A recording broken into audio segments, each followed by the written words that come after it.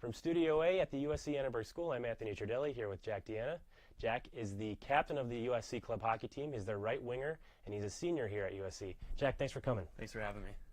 So, Jack, when you first were starting playing hockey, what was it like playing hockey in Arizona?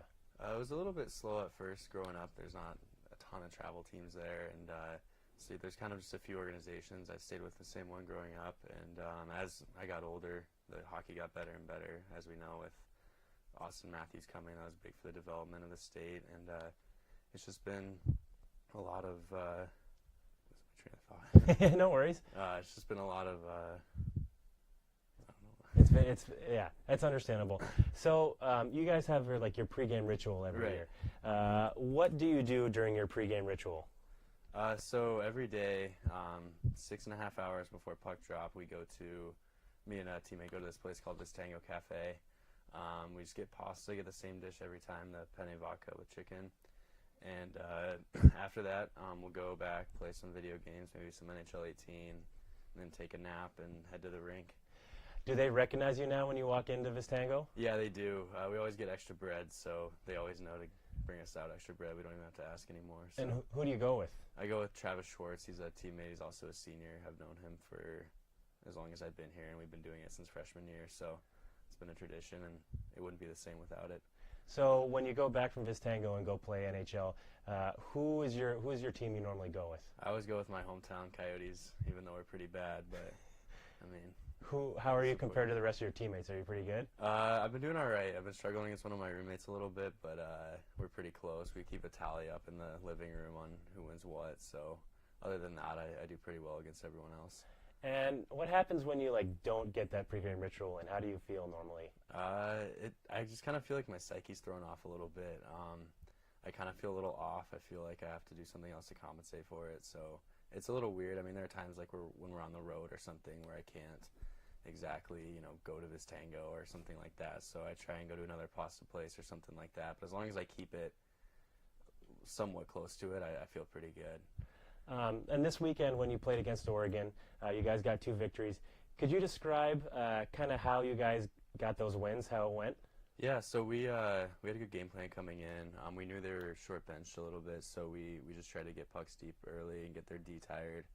And luckily we had some players step up. I know Chase Desmond had a good game, and Keegan Jones had a good game. And so we got some contributions from some key players, and we were able to take the wins and kept getting shots on net and all that. So how are you guys able to stop Ryan Schott, number 95 on Oregon? He really didn't have a big weekend. Yeah, he's I don't know how we did that. We kind of dialed in on him. He was clearly one of the guys that was kind of leading the offense, the focal point of their offense, and we knew to shut him down. I actually have known him for years because he's from Arizona too, but so we kind of knew to zero in on him, and I think once we got to shut him down and kind of just get our sticks on his stick, we were able to stop him. And Aiden Vasquez, your starting defenseman, had a pretty strong weekend. He had a lot of physical hits. Could you talk about what he brings to the team? Yeah, he's great. He brings a lot of physical play to the team. His physicality is huge, and so it really opens up the ice for us. It gets them a little on their toes because he's this, big, strong kid, and he's basically a linebacker in hockey pads. So I think kids definitely pick up their head when he's on the ice, and it kind of helps open the ice up for us a little bit. Mm-hmm. And now that you're a senior and your hockey season's drawing to a close, what thoughts do you have on that? How are you feeling that this is your last season of competitive hockey? I've come to grips with it lately. It was kind of hard for me more at the end of last season, just being like I have one final ride, but now I'm kind of accepting it. I've had some injury issues that I'll be happy to heal up and stuff like that. So I mean, it's going to be sad, it's going to be different, but we're starting a new chapter, so it's exciting at the same time. What type of injuries have you been dealing with? I've had at least 4 concussions, and then I also have a torn labrum in my shoulder that I'm going to need to get surgery on eventually. So it'll be nice just kind of to relax a little bit and let those heal up and kind of not have to worry about every time I go on the ice whether I'm going to get my bell rung or not. So when you're graduating, after you graduate, what are your plans for work, and where do you want to live? My boss that I work for a company now, we kind of do like a boutique sports marketing agency. So we've been working with hockey players, which has been awesome, and I've had a chance to kind of give back to the hockey community and help kids and stuff like that. So that's been great, and that's back in Phoenix. So I think I'll be moving back home if it all pans out. So. Cool. And when you worked on that sports marketing agency, you said you worked with Pavel Barber. What was it Yes. like working with like such a? For those of you who don't know, Pavel Barber is an Instagram, I would call him celebrity, who teaches people how to kind of do really cool hockey moves. So could you talk about what it's been like working with him? Yeah, it was kind of weird when he walked in. I didn't really know what to expect. There's some of those guys that get big heads with their big, following and all that, but he's the nicest, most down-to-earth guy.